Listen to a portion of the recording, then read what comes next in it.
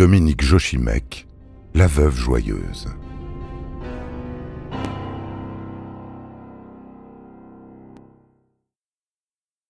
Les enquêteurs découvrent que son affaire d'achat et de revente de véhicules est tout sauf légale. Il ne possède pas de garage, ne déclare pas les bénéfices touchés avec ce commerce.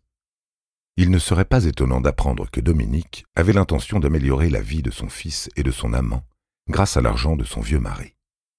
Justement, cette fameuse villa, achetée à Santa Paula, profite à Jean-Claude et à son fils Olivier. Cette même villa dont finalement Simon n'aura jamais vu la porte d'entrée. L'enquête avance bien. Fin 2003, une nouvelle information tombe. Elle pèse lourd dans le dossier Jochimek. Quelques jours après l'accident, Jean-Claude a offert un 4x4 à l'un de ses autres fils. Le fils qu'il a eu pendant son union avec la sœur de Dominique. Peut-être est-ce le même véhicule qui a servi à tuer Simon.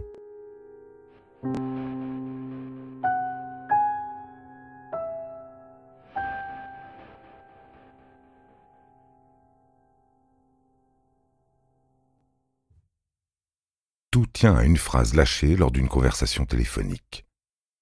Un soir, en décembre 2003, Dominique contacte Jean-Claude par téléphone. Il est 23 heures. Ce dernier lui a laissé plusieurs messages qu'elle n'a pas vus. Il est inquiet. Elle n'est toujours pas rentrée à la maison alors qu'elle lui avait dit qu'elle ne sortirait pas tard le soir. Les enquêteurs ne savent pas trop ce qu'elle avait prévu de faire, mais ça n'a pas d'importance. Jean-Claude est furieux. Tellement furieux qu'il ne lui laisse pas le temps de s'expliquer. Au bout d'un moment, son compagnon se calme un peu. Dominique en profite pour en placer une. Elle lui dit, à peu de choses près, « Toi et moi, on l'a quand même pas fait pour en arriver là, pas pour tout foutre en l'air. » Avant d'être arrêtée sèchement par Jean-Claude Vaz, qui conseille à Dominique de ne pas parler au téléphone. Au vu des récentes découvertes, les enquêteurs prennent ses propos très au sérieux. Il s'agit presque d'un aveu.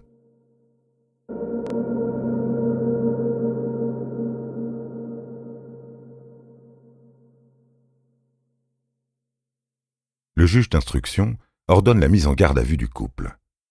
Cependant, les autorités françaises ne peuvent pas agir sans l'accord des autorités espagnoles. Celles-ci réclament des preuves matérielles pour leur livrer leurs suspects. La situation est très tendue. Le couple peut leur échapper à tout moment. Comme par hasard, cela faisait plusieurs semaines qu'ils évoquaient l'idée de partir vivre au Canada. Loin des problèmes. Début janvier 2004, les enquêteurs ont à présent la certitude que Jean-Claude, Dominique et leur fils unique vont quitter l'Europe dans les semaines à venir. Ce qui est rassurant, c'est que pour l'heure, ils ne prévoient que d'y rester 2 ou 3 semaines, le temps de visiter des maisons et de prendre une décision. Le juge Draguča Rakić choisit d'interpeller Dominique Louis en premier, avant que cette dernière n'atteigne la porte d'embarquement de son avion. C'est une stratégie qui évite toute tentative de fuite. Pendant tout ce temps, les enquêteurs ont pris soin de ne rien laisser paraître. Aucune information n'a été divulguée dans la presse. Personne ne connaît l'identité de la victime, personne ne sait que c'est un complot. Par chance, Jean-Claude et Dominique n'embarquaient pas sur le même avion. Comme prévu, Jean-Claude décolle depuis l'Espagne avec son fils, pendant que Dominique se rend à l'aéroport Saint-Exupéry de Lyon. Nous sommes le 22 janvier. Des policiers suivent discrètement Dominique Louis qui sort du taxi et se dirige vers le guichet pour enregistrer ses bagages. Dominique Louis est appréhendée sans aucune difficulté. Elle va être interrogée seule.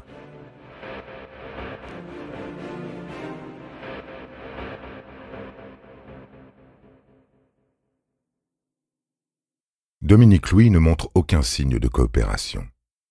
Elle nie tout, même lorsqu'elle est mise devant des preuves, des faits et des évidences. Entre-temps, à Montréal, Jean-Claude et Olivier s'inquiètent. Ils sont à l'aéroport depuis plusieurs heures. L'avion de Dominique a déjà atterri. Il n'y a eu aucun incident, tous les passagers sont descendus de l'appareil, sauf Dominique. Il essaye de la joindre, elle ne répond pas. Son téléphone est coupé. Il s'inquiète et pense que la meilleure solution est de rentrer en Espagne et d'attendre la villa qu'elle donne un signe de vie. Le lendemain, il retourne à l'aéroport de Barcelone, accompagné de son fils.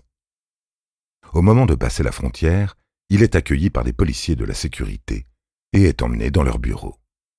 Ils lui apprennent qu'un mandat international d'Interpol a été dressé à son encontre. Jean-Claude est menotté devant les yeux de son fils. Olivier, quant à lui, est emmené dans un foyer, car il n'est pas encore majeur. Il y reste quelques jours avant d'être récupéré par de la famille. Il ne sera plus autorisé à revoir son père avant quelque temps.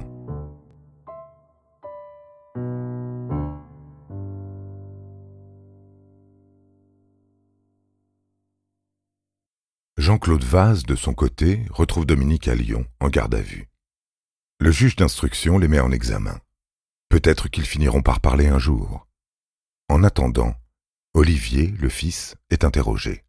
Son propos est très objectif. Il n'a jamais été impliqué dans ce trafic.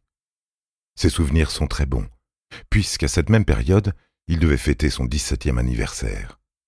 Pour marquer le coup, son père voulait l'emmener en vacances sur la côte, à Valladolid. Il ne savait pas que c'était également le lieu de vacances choisi par Dominique avec son nouveau mari. Olivier se souvient que le 11 juillet 2003, ils avaient fait une balade en voiture. Jean-Claude l'a emmené sur la portion de route où s'est produit l'accident. Olivier ne pensait pas que son père était en train de repérer le lieu où il allait tuer Simon Jochimec. Le lendemain, jour du meurtre, il se souvient également que son père s'était absenté tout l'après-midi avec son véhicule 4x4. Il ne l'avait plus revu avant le soir. Un autre élément s'ajoute au dossier au moment de la perquisition de la villa de Santa Paula. Les policiers s'intéressent au contenu d'un coffre où ils trouvent des livres de comptes et un agenda. Celui-ci contient les contacts des clients de prostitution de Dominique Louis. On trouve parmi eux des avocats et des notaires, des hommes de milieu très aisés. Jean-Claude Vaz, même s'il le nie, serait une sorte de proxénète.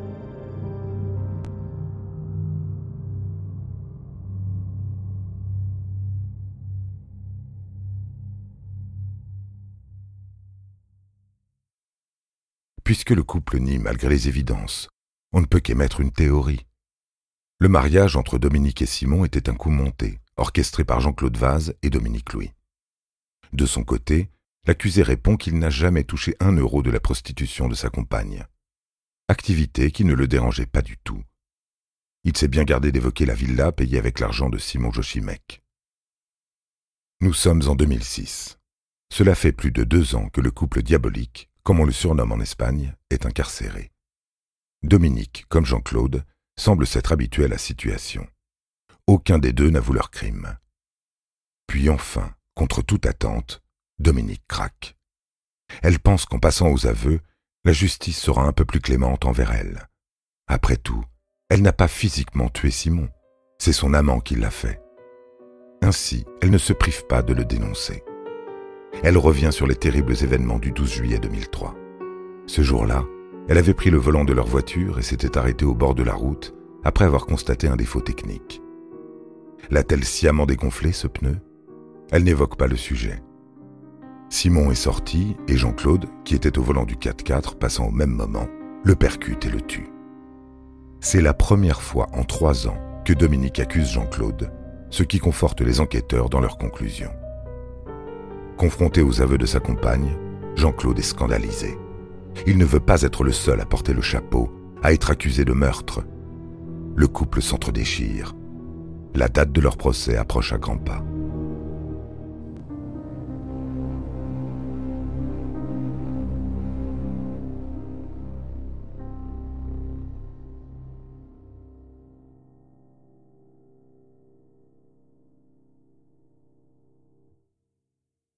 Nous sommes le 21 janvier 2008 à la cour d'assises de Lyon.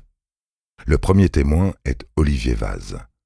Il a vécu 8 ans avec sa mère à Lyon, puis 10 ans en Espagne avec son père. Son discours bouleverse tout le monde.